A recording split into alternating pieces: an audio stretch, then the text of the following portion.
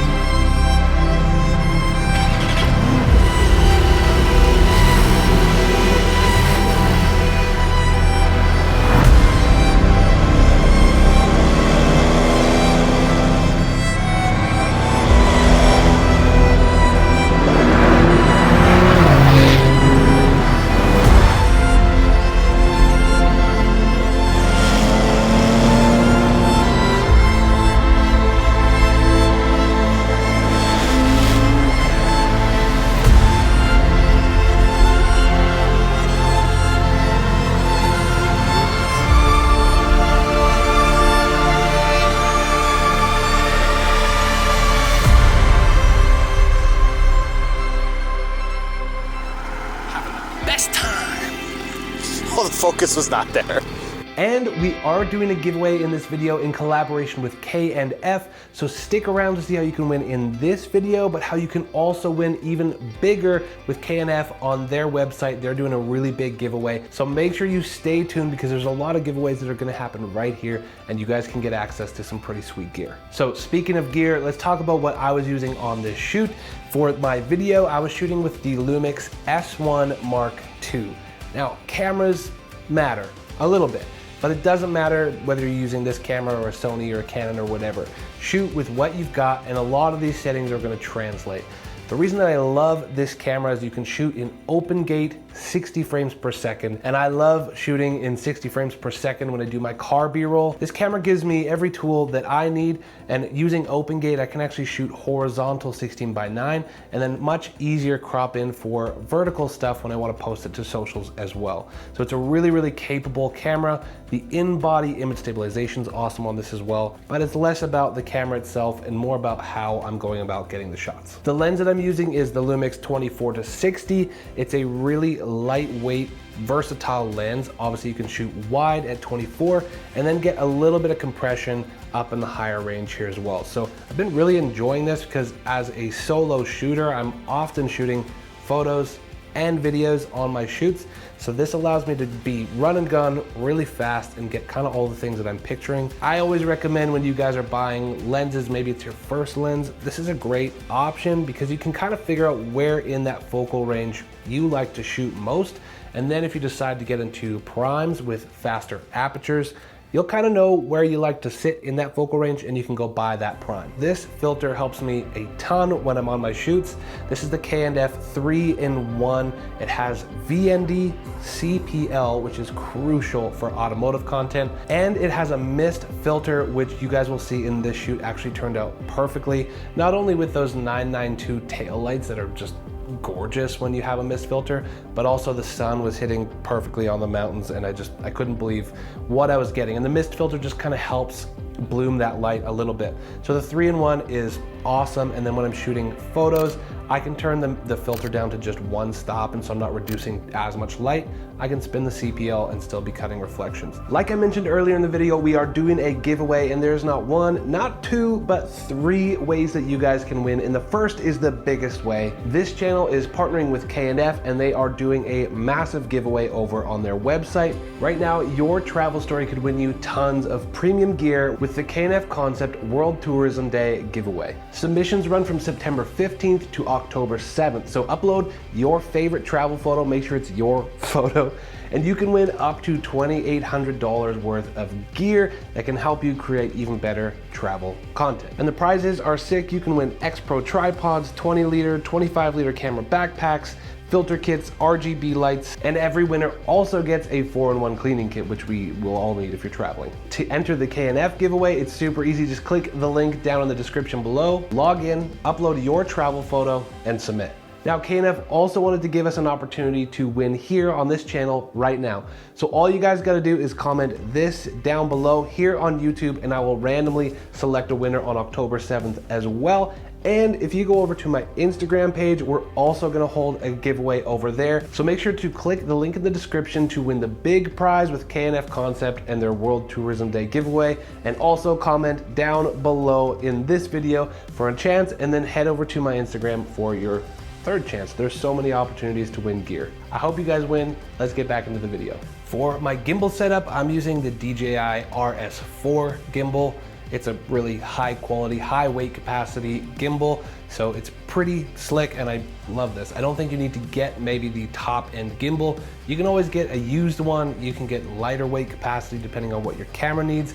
There's always great used ones on, you know, Facebook Marketplace or wherever you guys buy and sell things in your local country. Now, when it comes to putting my camera on the gimbal, I love using quick release plates. I'm using the ones from iFootage. They make really great stuff. You can just snap your camera in there and you can even lock the back plate in and you're good to go. Again, because I'm a hybrid shooter, photo and video, I can really quickly take this off and I'm off shooting photos as well. And then when I want to shoot B-roll again, we just snap it back on and we're good to go. So that to me has made my shooting faster, more efficient. When it comes to balancing your lens on a gimbal, if you're using a variable lens or a zoom lens, I tend to balance it somewhere in the mid-range of the zoom. That way the gimbal is more calibrated for somewhere in the middle, and if you're pushing it wider or you're pushing it towards a more compressed version, it's more calibrated and balanced for the middle, so it can maybe handle easier if you're giving it those different payloads. Again, something like a DJI RS4 is gonna handle that weight no problem, but depending on what gimbal you're using, you need to consider getting this as balanced as you can, ideally in the mid-range. Now, when it comes to getting rollers in your videos, obviously there's a ton of ways you can do this, but I absolutely love the Osmo Pocket 3. This camera has like blown up in the automotive space because it's so small, it's so light, and it makes it really easy to mount this camera onto a car, and you can get some pretty sweet rollers. So I've got a lot of videos on this. You guys can check them out up here if you are interested, but I also love the, I think it's the creator combo. You can get the microphone as well that you can mount on the back of a car and get independent audio. In this particular setting, I was mounting the Osmo Pocket onto the Move Max. This just helps add extra stabilization when you're on rough roads. You can see it's never perfect, but this does help a little bit. You don't need it, but you will notice a few bumps in the road. So that's why I tend to use this. I'll leave a link for this. I'll leave a link for everything in the description below. If you guys do decide to click those links, it helps me out a ton. I'm a full-time content creator, so if you guys use those links, it matters. It makes a difference for me and my family, so thanks. All right, so I think that's enough gear talk. Let's actually get out there, and I practically want to talk you guys through what's going through my head, why I'm shooting things the way that I'm shooting, and hopefully I'll be able to give you some really practical tips on when you're out shooting, maybe some things you can try, some different angles, some different focal lengths. So let's get out there and shoot this beautiful car. I had an absolute blast. For the settings on my camera, I tend to use a shutter angle rather than a shutter speed. Not all cameras have this. The general rule of thumb though is whatever frame rate you're shooting in, if it's 24 frames, your shutter speed should be double that, so 1/50. And if you're shooting in 60 frames per second, you need to make sure that your shutter speed is double that, so 1/125.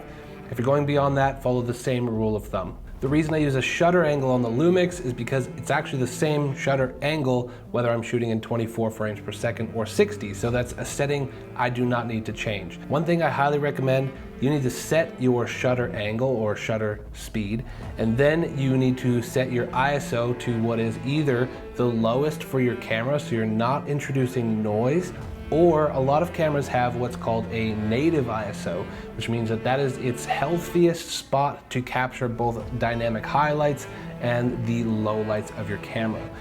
In Vlog for the Lumix, this is either 640 or 5000 for the S1 Mark II. You'll see here we're shooting at 640. And then I'm using the ND filter and I'm using my aperture in correlation with one another to make sure that I'm getting the correct exposure. Now, one tool every camera has is an exposure meter. Get to know where this is on your camera so that you guys can make sure that you're exposing properly. Your camera sensor is going to tell you how much light it's receiving and where it wants to sit most happily in that frame. Now, one thing I need to stress to you guys if you're shooting video is make sure to expose to make sure that your highlights are still exposed properly. Once you push that waveform too high, you lose exposure in your highlights, you're gonna lose data, and that's actually what's gonna make your films look unprofessional. And what you guys will see is that if you're shooting in a flat profile, or even not, even just a standard profile, you can actually bring back a lot of details in the shadow areas, but you can't do that if you crush the highlights and you lose them entirely. So that's kind of amateur hour. If you do that, I highly recommend to kind of hit more of that professional side, that you keep your highlights exposed properly. So what you'll see here is I'm actually spinning my CPL to make sure that I'm cutting reflections off of the correct part of the car. Play around with this, see what looks best to your eye. I tend to cut reflections off of the windshield, but sometimes that's not the most flattering for the car. You want to make sure that you're showcasing all the right angles and hips. And I mean, this Porsche 911 Turbo just looks good in every way, but I find cutting reflections off the windshield is the cleanest. So when it comes to my gimbal settings, these are some of the settings that I've found work the best for me. What I do tend to work with is the PF mode, so pan follow. It's just gonna follow my left to right movements, not my up and down movements. And I set that on a pretty slow or medium kind of follow mode. You'll also see that I set my joystick to a custom speed, and that's a pretty low speed of 20. The reason I do this is I want to really make slow actions to make cinematic motion. So what I tend to do is use left to right here, and then I'll either push up on the joystick or push down on the joystick and really make those actions smooth. You'll also see the ninja walk is really important when you're shooting with gimbals so that you can still minimize that up and down motion. I do switch over to 60 frames per second here. This is another great way to make sure that you're minimizing additional movements. It also gives you just more time in post to pick that shot or that moment that you like the best. And it helps you with speed ramping, which is super fun and you can get into later. I also have videos you go check out on my page. Some of the other settings you'll notice here is that I'm using auto white balance, which I tend to find works well. I'm shooting in V-Log, so the flat color profile that my camera offers. When it comes to your autofocus, if you have the ability to track whichever subject you're using, do that. I have automotive auto tracking on here, but if you don't, I tend to use some kind of wide zone autofocus. That will give you kind of the best shot. And then typically you'd be able to like tap the screen and tell your screen where you want it to focus. If you have any kind of tracking features, use those.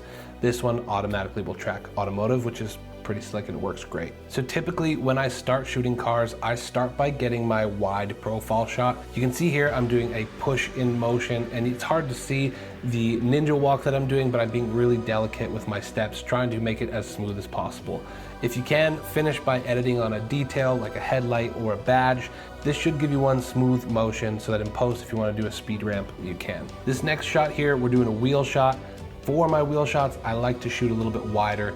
Makes the wheel look bigger, meaner. I think we're shooting at a 35mm focal range here, which looks pretty good. And I tend to do a left to right. You can see I'm using that pan follow motion by holding both the handle and the gimbal. Here I am back shooting some wide angle stuff. I always make sure to get coverage when I'm shooting cars. So I usually start by making sure I get my wides, then your medium shots, and then your tight detail shots. You'll see I get a bunch of all of the above here, but that way when you get into editing, you have all your bases covered. So here we've gone more compressed with a 60mm. We're shooting the back end of the car, getting those tail lights and the Porsche badging. I'm doing a really soft left to right movement and using mostly my pan follow movement with my hands, and I'm not really touching the joystick a whole lot. For this shot, I wanted to get the details of the back of the engine bay. This is one of my favorite shots of Porsches because it's just such a beautiful detail. So always make sure that you're paying attention to the details of the cars. Do a left to right motion there and make sure you're getting it as smooth as possible. Here's another detail shot of the badge. You can see that I have to adjust my ND filter for light. If you look at the light meter there, it was at -3 and now it's around -1 or something like that, which still will do. It's exposed properly. You can see me using the pan follow mode, using my hands there and just trying to be as smooth as I can left to right. Again, adjusting my ND filter here, making sure I'm exposed properly for the highlights. And then we're gonna do a push in on the rear wheel here.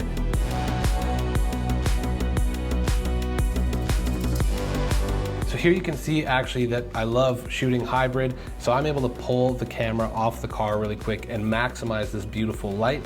So I just flick a switch on my camera and I'm shooting in photo mode, and I'm able to get incredible photos as well. So that's why I love shooting with filters like this that are really diverse. It allows me to cut the light off of cars and then dial in the light.